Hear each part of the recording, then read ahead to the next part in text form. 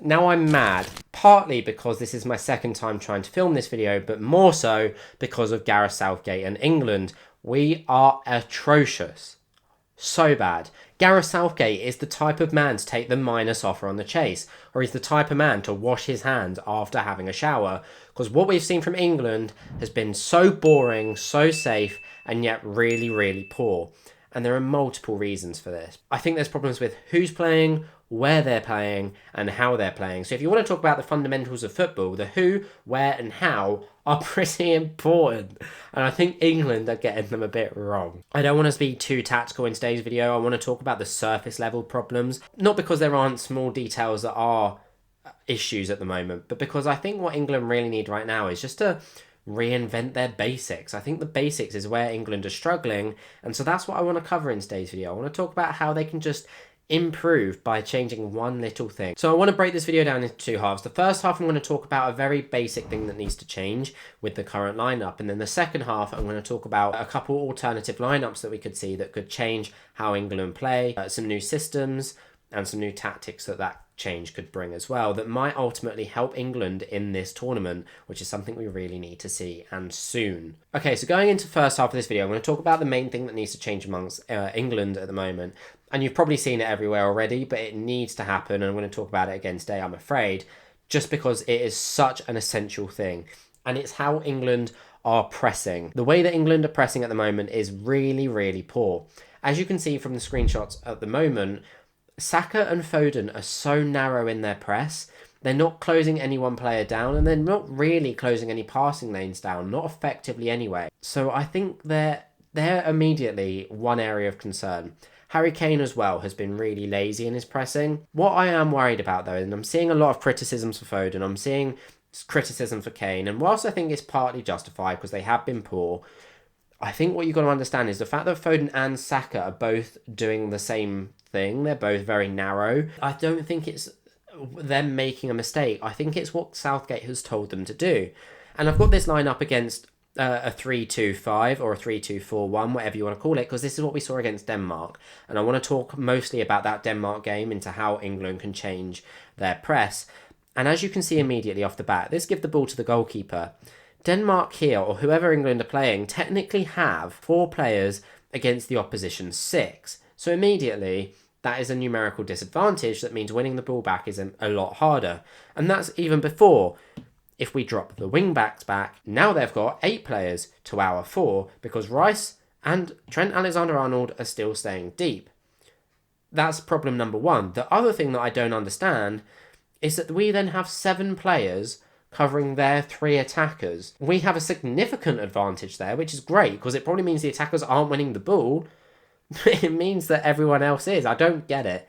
So that's the immediate problem. But what I really don't understand is how Gareth Southgate didn't implement a bit more of a man-to-man system. Now, I'm not saying England have to go man-for-man in every situation, but if the opposition are playing out for the back, like Denmark did so often in this 3-2 base, the pressing transition from a 4-2-3-1 against a 3-4-1-2 like Denmark played is almost one of the easiest that there could be, and yet England were getting it so wrong. Problem is that we saw players in this position, the moment the ball came wide, all that needed to happen is the right centre defensive mid came wide a little bit, the right winger or the right wing back could push a bit higher, and it meant that this pass was always on. Then this player could dribble with the ball into this position, and already, issue number 1, you've got a 2 versus 1 in this area of the pitch. So it means that Trippier is almost never going to win that ball, and already the opposition are in a prime crossing position. But anyway, if we take it back, this could be easily countered. And I'm not sure why England don't do it. Pretty much how you'd man-for-man mark in this formation. Kane picks up the central centre-back. Foden picks up the right centre-back. And Saka picks up the left centre-back. Then Bellingham has to come across a little bit to cover the right centre defensive mid. Trent pushes a little bit higher to cover the left centre defensive mid. And Rice picks up the attacking midfielder, with Walker and Trippier pushing a bit higher to cover the 2 wing-backs. It's that simple. This is really easy. Now, I'm not saying it has to be this aggressive either. It can be a little bit sat back, a bit more like this. You just then have to understand the pressing triggers. And it's such a fundamental basic that I don't understand how England aren't getting it. Say the ball's with the goalkeeper. they can play a pass like this. That's fine, because that's not really any danger. Harry Kane in this situation should probably push towards that player. Now I'm going to talk about north side and south side of positioning when you're pressing, or positive and negative sides, depends what you want to call it. In this position, Harry Kane is fine where he is. But in this situation, the one thing that you have to then see is Bellingham has to be north side of his player. And that is so that this pass is not on. And that's because if Kane is coming to press from the angled his run this way, so that the central centre-back is forced onto his right foot, these are the only two passes that are on. Now, Foden can be a little bit more aggressive, so that the moment this pass does happen, he's there ready to pounce. But it doesn't necessarily have to be so strict with that, provided you understand when the triggers happen. And I think the main trigger that needed to be recognised was the moment a pass was played to one of the wider centre-backs, Foden jumps, Alexander-Arnold jumps, Rice pushes higher, Guéhi makes sure he's tight to his man, Stones makes sure he's tight, and Trippier pushes much higher. You can see now, in this situation, we're in a very effective press where the only real passing option here is either potentially back to the central centre-back. I'm not expecting Kane to then block this pass off, or back to the goalkeeper. Now, immediately as this happens, you can then see this pass is on. That's fine. That's just another pressing trigger, Saka then has to jump. Kane has to make sure he gets this side of the man. And this is where like positioning and pressing actually makes a difference. You need Trent just to come to this side so that this pass isn't on. If he's here, this pass is still on. The left centre defensive midfielder can then take it on the half turn and play a ball forward. And then you've got a transition that you need to watch out for. But if Trent's here, it means this pass is a bit blocked off. Walker also has to make sure he's tight to his man. Now, Trippier can afford to drop off a little bit, as can Foden. They don't necessarily need to be as strict or as tight to their man because of the ball being on the opposite side of the pitch. In fact, they can even come a bit narrower. And Bellingham has to make sure that he's tight to his midfielder. Rice has to come to this side. And already we're back in an effective pressing situation where the only pass is then back to the goalkeeper. And this is fine. And I want to talk about the stat that has made me really concerned about England's pressing. And it's the PPDA. PPDA stands for passes per defensive action. So it's pretty much how many passes do you let the opposition have before you then press them to lose the ball. So at the moment in this tournament, England are pressing, I believe I've got the stat here, England's PPDA at the moment is 23.1. That is a major, major concern.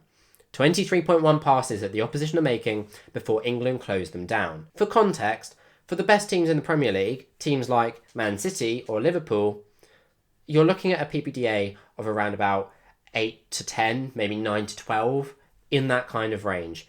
England are averaging over double that. And for even more context, remember how good we were at the World Cup 2022. Now, I'm not saying it was a brilliant tournament for us. We obviously got knocked out by France, but we were good. We weren't really concerned about how England were playing. Their PPDA in that tournament was 10.4. So again, in this tournament, we're looking at over double the amount of passes the opposition can have before we actually try and win the ball back. And that is a major, major concern, because it just means that we're letting the opposition have so much more time on the ball and affording them so much more space. Not only are we not pressing the player that's got the ball, we're also not really cutting out passing lanes. So whilst we might have a player boxed in, he's boxed in an area of about a 10-yard radius. So he's got so much space to still operate. You look at that goal that Hjulman scored. He had so much space to take that shot on. You need one of your midfielders to push out and close him down. And yet when you look at the screenshot that I'm going to put on screen now, when Foden won the ball, he had nowhere to go. His passing options were so limited. He can maybe play a square ball, he can maybe play it back to the goalkeeper, but that's it. And that is where I think England are really suffering. And when we look at the average positions that England have been taking up, look at how compact that team is. They are so narrow in the middle of the pitch. It means that whilst other teams maybe can't play through the lines, when they do, we are in trouble. It is such a compact team that it makes no sense in how much space it then affords the opposition. And that is a recipe for disaster. You can't give a team, I'm not saying Denmark are number 1 ranked team in the world. They're probably quite a way off of it. But you can't give a team with that quality so much space, because you will get hurt. And England did get hurt. Now, Thankfully, we got a point from that game because we took the lead early on, which seems to be a bit of a theme at the moment in England's games. But in the warm-up games, England were better than this, so I don't understand where it's come from. But I do also think we could see some personnel changes that might also help England. Now, I don't think Southgate will do them, but I think there's something that we could look at that actually might be...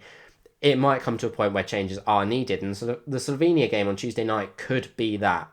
So I'm going to suggest 3 potential lineups that we could see Southgate use that might get a better result. Okay, so I've got 3 different lineups that I think England could use to potentially get a bit better out of this squad. And I know that a lot of people aren't going to like them. The issue is, I don't think Declan Rice has been great. I don't think Trent's been great. I don't think Foden's been great. I don't think Harry Kane's been great. I think that there are players here that have struggled. Whoever I suggest, people are going to get angry. So please know that if I'm taking a player out that you think deserves to stay in the squad, I understand they have been good in some regards, but I think a change is needed. And the reason I'm prefacing it with this is because for System 1, I'm taking out Trent Alexander-Arnold. I know he's been really creative. I'm aware. I'm aware. Thank you. I have seen the stats. He's been good, but he also hasn't. It's not really worked. So what I'm going to suggest, this is a little bit risky, is dropping Bellingham. I'm going to move Rice to the right midfield, and I'm going to drop Bellingham deeper. I'm going to move Foden central, and in comes Gordon. Now, I think Rashford would suit this system as well really well. Obviously, he's not gone, but I think that's why Rashford was always a decent option in this England lineup. Regardless of how good he is or how bad he's been, I think the position and the transitions that he enables were really good because of the role that Harry Kane plays. I don't think Harry Kane and Bellingham so close together works, because Bellingham is best, and I think he's going to thrive at Real Madrid because of Mbappe, but we've seen with him and Vinicius Jr. so far, he's great at picking up the ball, taking it on the half turn, playing that splitting through ball for the players like Vinicius or Rodrigo to run onto. Foden's not really that kind of player. Saka can be, and Kane is very much not that kind of player. Kane wants to be where Bellingham wants to be, and Bellingham wants to be where Kane is. They can't play so close together. It's counterproductive. So I think we need someone that can attack the through balls. And for me, Gordon is that person. I think what he would offer in this team would be much better. I also think we'd see better out of Foden playing centrally than on the left. I know he's done it at Man City. I'm aware. He's been really good on the left wing for Man City, but Southgate's just not getting out of him. He's not getting out of him what we've seen at Man City, so it needs to change because we can't stick with him out there. It's not working. So I think Gordon would be the best option. I'm going to show you right now, when we went 1-0 up against Denmark, between that time and then when we conceded, these were the average positions of the England team. Now, it's a little bit skewed because Harry Kane looks like he's a left wing back in this position. Reality is these average positions charts are created based on average touches. Harry Kane had 2 touches from a throw-in that he got on that side of the pitch before he then gave the ball away for when Denmark scored. That's why it looks like he's in the left wing position. He wasn't actually, but regardless of that, say we win the ball back in that position that we are in, when we're much deeper in these kind of positions, we need someone that we can then play a ball forward to that's going to run onto it. We've seen England defending a 4-5-1 a lot, or it could be a 4-1-4-1. The issue with Harry Kane so deep is that if we then win the ball, where is the ball? Up here. We have no one to play the ball into because there is no one there that's actually able to run onto it because we're so narrow, compact and deep without really any real pace in the front line. I'm not saying Saka's slow.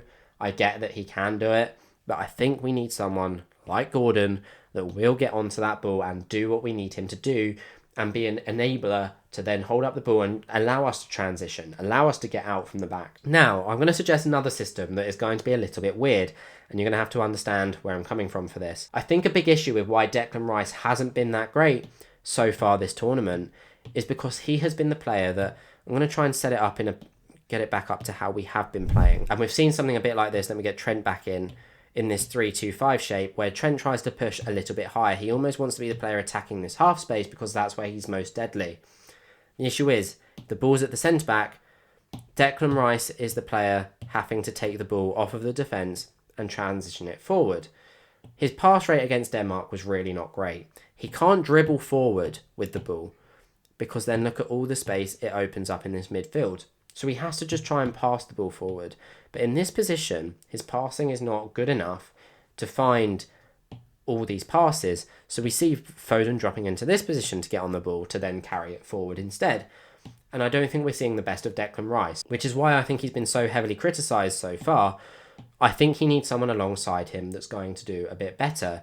And this is where I feel bad. I'm going to take Trent out. I'm going to put Gordon back in. And I'm also going to take Trippier out. And I don't necessarily think Trippier deserves it. I think he's been good. But I want to change the system a little bit. And the man that's coming in is Joe Gomez. Now, hear me out, okay? I understand he's not very good as a left winger. I get that. Hear me out. I think Gordon goes left wing. We can see a front five of something like this. What I would love to see from this position is Stones being the one pushing higher into midfield. So we've still got Walker, Gahey, and then Joe Gomez as a back three. So we can still play in this 3-2-5. Rice has been so good this season for Arsenal because he's been able to push higher, dribble with the ball, get forward, get to the edge of the box, take shots on, attack the half spaces. That's when he's been at his best, and he's not been able to do that. I think Stones pushing into the midfield allows Declan Rice to make the forward runs wherever he wants to, pick up half spaces, drift into the pockets, because Stones can be that player that takes the ball off of the defence and moves it forward. He's done it for Man City. I think he was really good at it as well. I don't see why England can't do that. If you go back to the video where I said Mainu should play in the England squad, maybe I take that back now, but I suggested a system that allowed Stones to push higher, because I think it's something that Gareth Southgate should really experiment with. It gets the best out of Rice, and I think that is where a big fundamental change needs to come.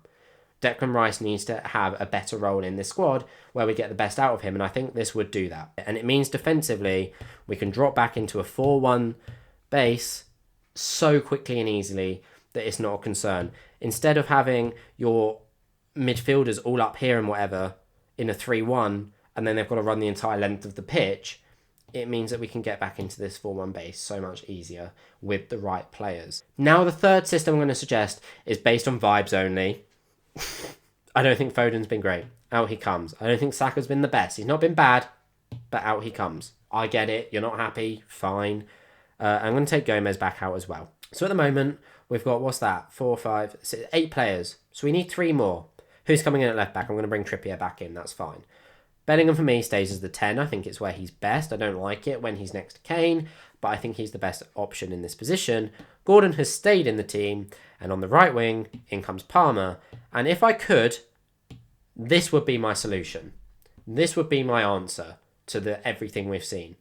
Because then, instead of having to push Stones forward, you can still have Trippier go wide, Gordon goes inside, Rice can still push forward, with Wharton being the number 6. But Gareth Southgate will not do this, and I get it. He's not got the experience. He's not really played much football enough to warrant being in the England squad. He's been good for Palace, but is he good enough to play in a Euros for his country? Maybe he needs a bit more time. I would love to see it, though. So I'm going to bring Foden back in. And I'm going to drop Bellingham again. And I would love to see something a bit more like this. Because in this position, Trippier can underlap or overlap. And also in this position, we get Cole Palmer on the pitch. The fact that he's got 0 minutes so far astounds me. I cannot understand how he's not even got a glimpse of the ball yet. Jarrod Bowen's not been bad when he's come on. I think you can make a case for Eze coming into this squad. But for me, Cole Palmer is an essential player that you have to let have some minutes with the ball. He is one of them players that can unlock a defence with one really good through ball. Saka's great. I think he's been one of the best players in the squad so far, which is saying something. I think he's best at running in behind. I think he's best at carrying the ball towards the byline. What I think Palmer offers in this squad is something where he can drop a bit deeper, pick the ball up in these kind of spaces where Foden can make the outside run, or if Walker pushes high, then we could see Stones come across and Rice drop deep, something like that instead. Or we could just see it stay in this 2-2-6 formation instead. But I think having Palmer in this position, playing with his left foot, balls in like this, would be so much more beneficial to this squad. I also think the fact that Gordon can just drive at the defence and be that really easy out ball is an essential. Southgate, I know you have it in you. I don't think you do have it in you. But please, just do something different. I think ultimately the main thing that needs to be fixed, regardless of the lineup, is the press. Clearly, the players have been instructed to press in a certain way, and it's just not worked. It has to change. I do not want to see England defending a 4-5-1 again. Otherwise, I'm going to start supporting Ukraine. I'm going to start supporting Austria, because they're just more enjoyable to watch. This is not it. Southgate needs to change, but I don't want to end on a negative note. I do think there have been some positives. Regardless of everything I've said, we're still top of the group. We still look like we're going to progress a fair way through this tournament, and I don't think it's a fix that's difficult to make. So I don't think all is lost for England. As a nation, I feel like we should still remain somewhat hopeful, and I do see it getting better from here. It has to change against Slovenia on Tuesday night. If it doesn't, then I'm going to start to worry a bit more. But for now, I'm not entirely as mad as I could be, but I am edging towards getting there. For me as well, I think regardless of this tournament, Gareth Southgate at the end of this tournament has to leave. If we do really badly, it's not going to look great for him. I think he has to admit that his time is up. The nation's criticising him. He has to go. If we do really well, I think that's an opportunity for him to get out with his head held high without then facing any future criticism. I think if we win this tournament and then we go back to playing this kind of football again in the next tournament, the backlash is going to be even worse than what it is now. So I think he has to understand that, and I think it means that he should just leave while he's got an opportunity to leave with a good reputation, leave with the same credentials that almost what Alf Ramsey had, and he would actually be the second most successful manager in English history somehow. God forbid how that's happened. But I think that it's an opportunity for him to leave with a decent standing and reputation. However, having said all that, I'm just very deflated with how I've seen us play. But anyway, I hope you enjoyed this video. I'm sorry it was a bit long. I know it was a bit more rambly than what I normally do. I just really wanted to get this out. I had a lot on my mind about this England squad, so I just wanted to make sure I got it all out as well, so that maybe some of you could relate to what I'm saying. But let me know in the comments, what do you think the main fix that England need to make is? Do you think it's a personnel change? Do you think it's a system change? What do you think? But also go and check out my video on how we beat Serbia 1-0 in our opening game of this tournament. You can watch that video here. But until next time, I will see you very soon when we probably don't do very well against Slovenia. But until then, anyway, I'll see you very soon. Thanks for watching.